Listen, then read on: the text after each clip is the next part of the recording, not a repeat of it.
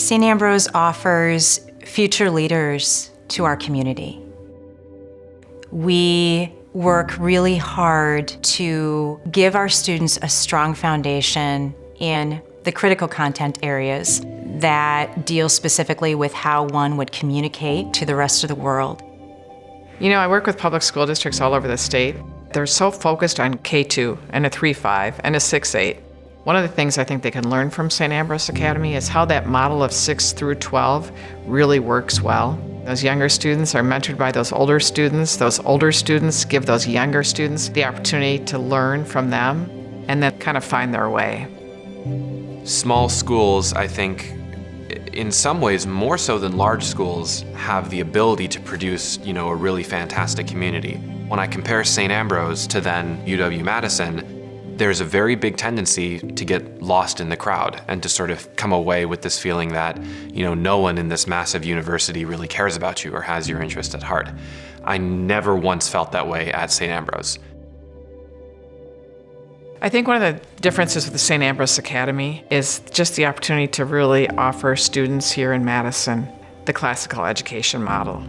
Students that enter our school in 6th grade, they are learning about world history, American history. They're learning the faith, and it's all foundational, so it's kind of like this building block approach.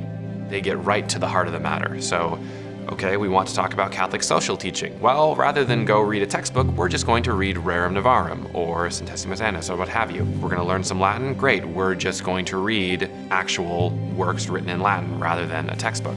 It's different, and it really helps them become really good thinkers. They kind of let them develop themselves internally and lead their education. I find that just to be a real benefit.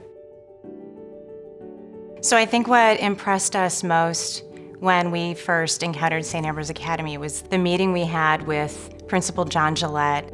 He asked us if we would be willing to stand by the school in teaching the truth of the faith to our daughter Heather. Never before had we had any principal say to us that the faith was the most important thing, and that just blew us away.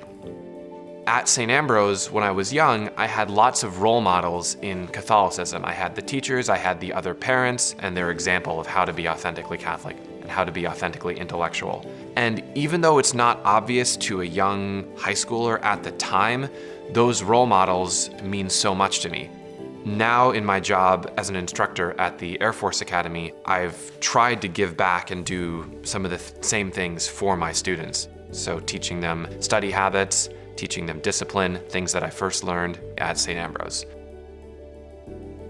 So as the fundraising chairperson for the St. Ambrose Academy Capital Campaign, one of the things that I tell people as to why to give to St. Ambrose Academy is that you're really investing in our future. You're investing in where this world is going.